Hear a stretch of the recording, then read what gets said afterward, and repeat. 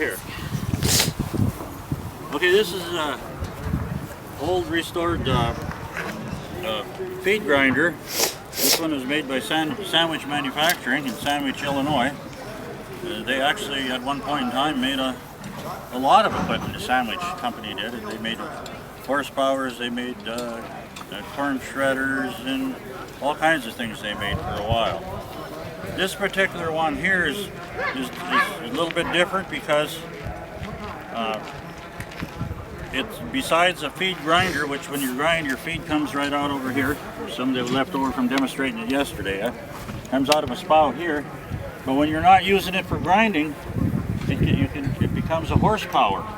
And a horsepower, the best explanation for that is a stationary power plant. It's providing power to some other implement somewhere else. So this one there's a multi-purpose grinder horsepower combination.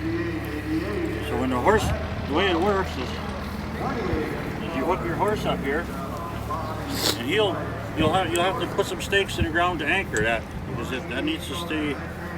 That doesn't turn.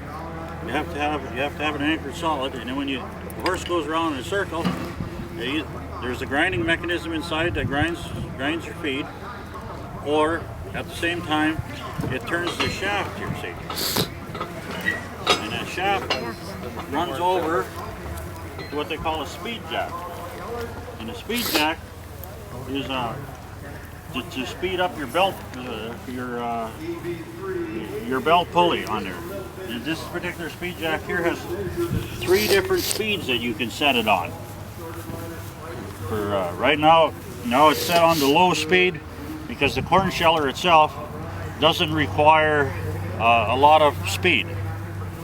This thing, it has a clutch in here. Engage the clutch.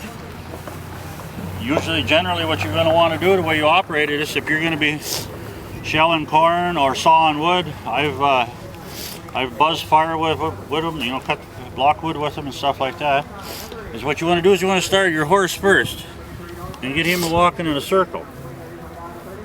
And then you engage your clutch as your horse is walking.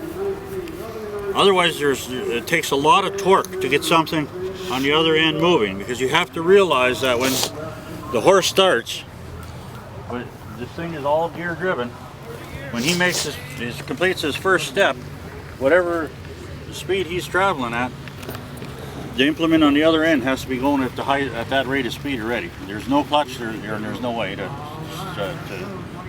do anything different, so other than putting a clutch in the system. So that's why it's really nice, just like driving your car and stuff like that. You start your motor, you start your horse, then you slowly engage your clutch to get your implement turning, and it takes a lot less torque, a lot less power gets involved in it to do that. And then when you start, I think I got the clutch engaged now. But in this case here, there's nothing that pulls. We're not really doing anything, but as you can see, it'll turn the corn sheller over there. And you can power about anything with this. That corn shellers, saws, little grain elevators, a lot of little stuff you can power with it. I generally figure on a setup like this here, I think there was at one point in time I found a final explanation is the $54 question, you might say, is how many horsepower is a horse? And everybody jokingly says 1 horse, of course, and stuff like that, but it isn't.